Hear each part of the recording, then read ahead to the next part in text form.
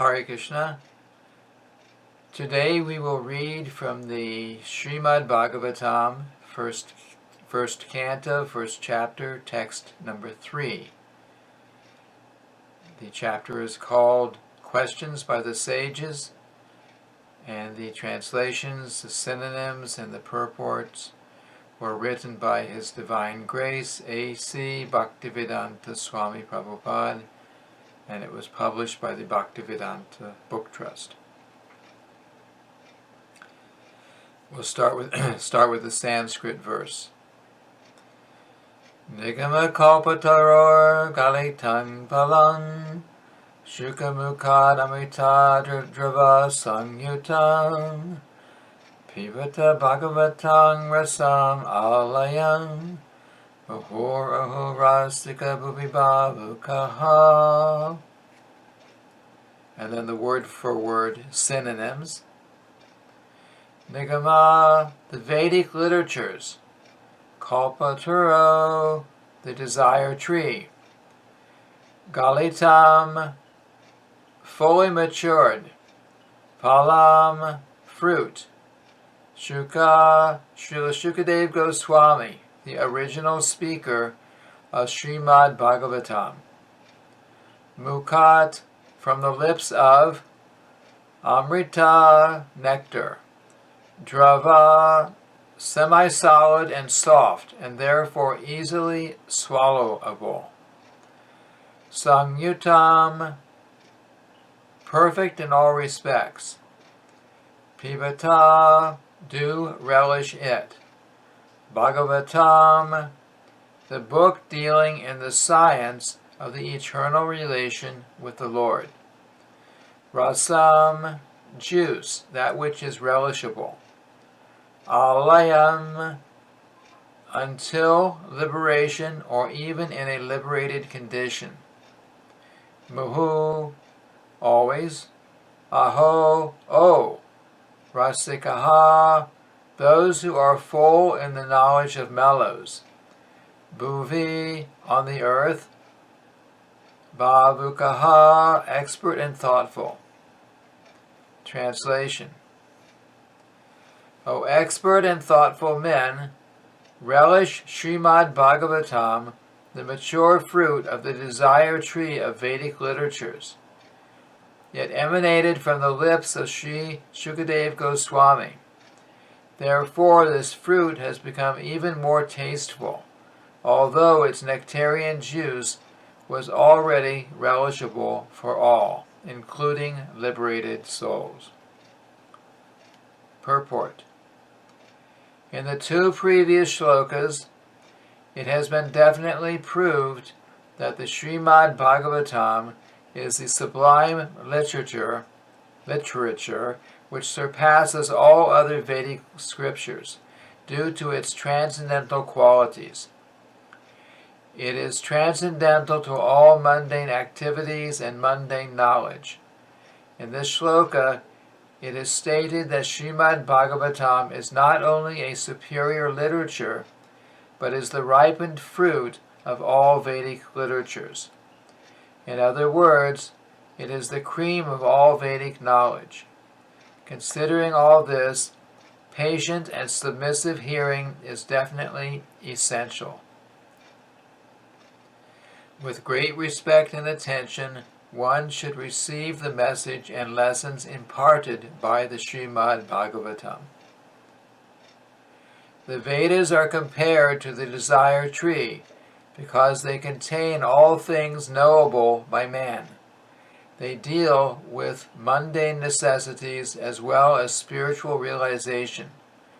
The Vedas contain regulative principles of knowledge, covering social, political, religious, economic, military, medicinal, chemical, physical, and metaphysical subject matter, and all that may be necessary to keep the body and soul together.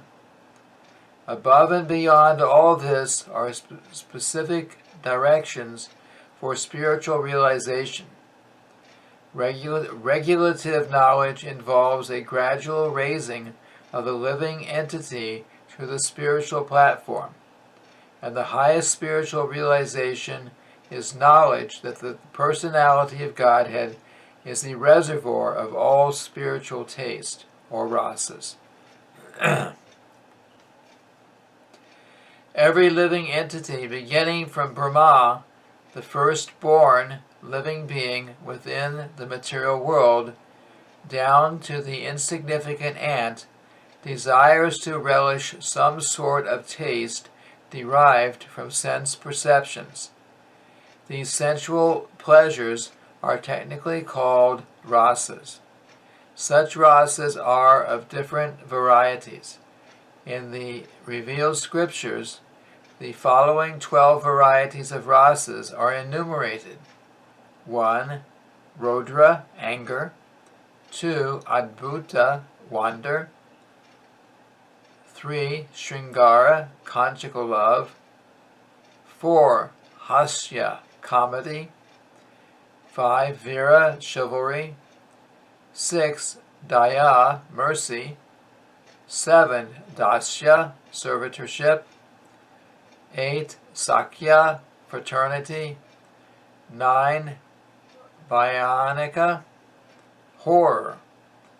10. Bibhatsa, shock.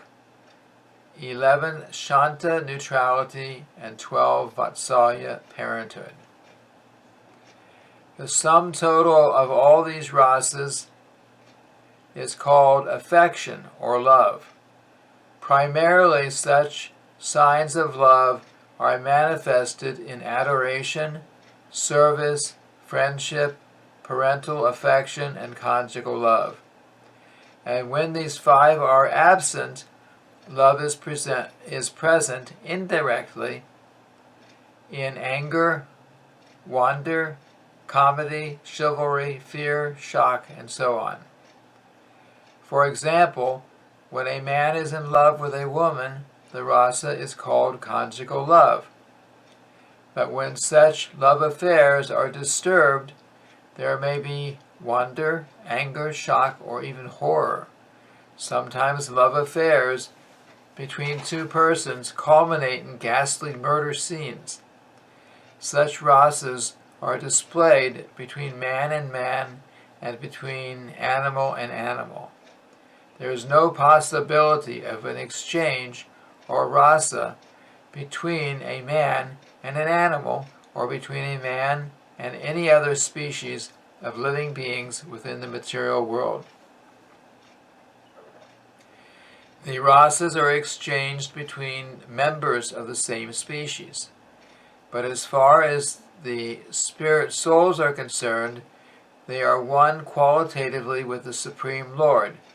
Therefore, the rasas were originally exchanged between the spiritual living being and the spiritual whole, the Supreme Personality of Godhead. The spiritual exchange, or rasa, is fully exhibited in spiritual existence between the living beings and the Supreme Lord.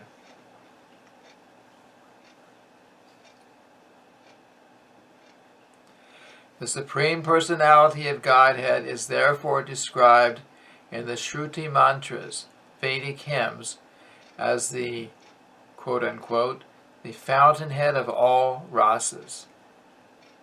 When one associates with the Supreme Lord and exchanges one's constitutional rasa with the Lord, then the living being is actually happy. These Shruti mantras indicate that every living being has its constitutional position, which is endowed with a particular type of rasa to be exchanged with the personality of Godhead. In the liberated condition only, this primary rasa is experienced in full. In the material world, the rasa is experienced in the perverted form, which is temporary, and thus the rasas of the material world are exhibited in the material form of Rodra, anger, and so on.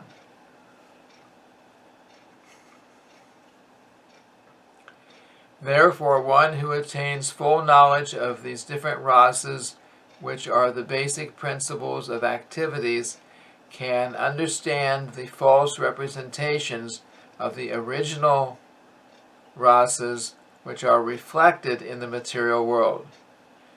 The learned scholar seeks to relish the real rasa in the spiritual form. In the beginning, he desires to become one with the Supreme. Thus, less intelligent transcendentalists cannot go beyond this conception of becoming one with the spirit whole, without knowing of the different rasas. In this shloka, it is definitely stated that spiritual rasa, which is relished even in the liberated stage, can be experienced in the literature of the Srimad Bhagavatam due to its being the ripened fruit of all Vedic knowledge. By submissively hearing this transcendental literature, one can attain the full pleasure of his heart's desire. But one must be very careful to hear the message from the right source. Srimad Bhagavatam is exactly received from the right source. It was brought by Narada Muni from the spiritual world and given to his disciple Sri Vyasadeva. The latter in turn delivered the message to his son, Srila Sukadeva Goswami, and Srila Sukadeva Goswami delivered the message to Maharaj Parikshit just 7 days before the king's death. Srila Sukadeva Goswami was a liberated soul from his very birth. He was liberated even in the womb of his mother, and he did not undergo any sort of spiritual training after his birth. At birth, no one is qualified, neither in the mundane nor in the spiritual sense. But Sri Sukadeva Goswami, due to his being a perfectly liberated soul, did not have to undergo an evolutionary process for spiritual realization. Yet despite his being a completely liberated person, situated in the transcendental position above the three material modes, he was attracted to this transcendental rasa of the Supreme Personality of Godhead, who is adorned by liberated souls who sing Vedic hymns. The Supreme Lord's pastimes are more attractive to liberated souls than to mundane people. He is of necessity not impersonal, because it is only possible to carry on transcendental rasa with a person. In the Srimad Bhagavatam, the transcendental pastimes of the Lord are narrated, and the narration is systematically depicted by Srila Sukadeva Goswami.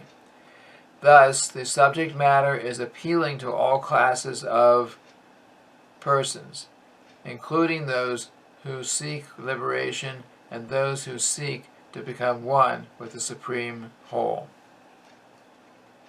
In Sanskrit, the parrot is known as shuka.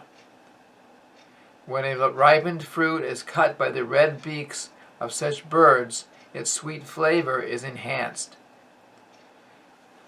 The Vedic fruit, which is mature and ripe in knowledge, is spoken through the lips of Srila Sukadeva Goswami, who is compared to the parrot, not for his ability to recite the Bhagavatam exactly as he heard it from his learned father, but for his ability to present the work in a manner that would appeal to all classes of men.